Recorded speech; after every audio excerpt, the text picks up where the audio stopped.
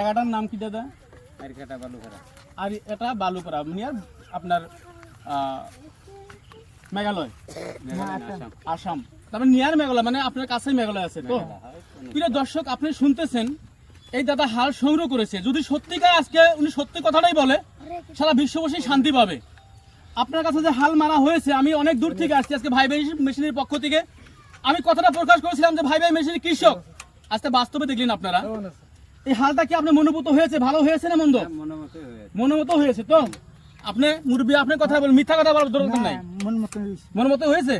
আরেকটা জনাব আছে, জনাব হাল থেকে হাল সংগ্রহ করবে। আমি ওনাকে বলেছিলাম, চ্যালেঞ্জের সাথে বলেছিলাম, যদি পাওয়ার টিলার আমার গাড়ির সঙ্গে পারে তাহলে আমি গাড়ি ফ্রি দিয়ে দিব। তার সঙ্গে আমি কথা বলবো। দাদা আপনি কোন এখন সত্য কথাটুকু লাগে, আমার মিশা কিছু লাগে না, সত্য বলেন যে আপনি আমার কাছে যে কথাটা বলছিলেন সেই কথাটা। তো অনেক সন্তুষ্ট, ভাবছিলাম যে এই গাড়ি কি এরকম হাল মারতে পারবো না, প্র্যাকটিক্যালি যা দেখলাম খুব সুন্দর হাল মারছে। সুন্দর হাল মারছে না? প্রিয় দর্শক, নিশ্চয় শুনতেছেন আপনারা যে আমাদের হাল ভাই ভাই মেশিন যেটা বলে সেটাই করে।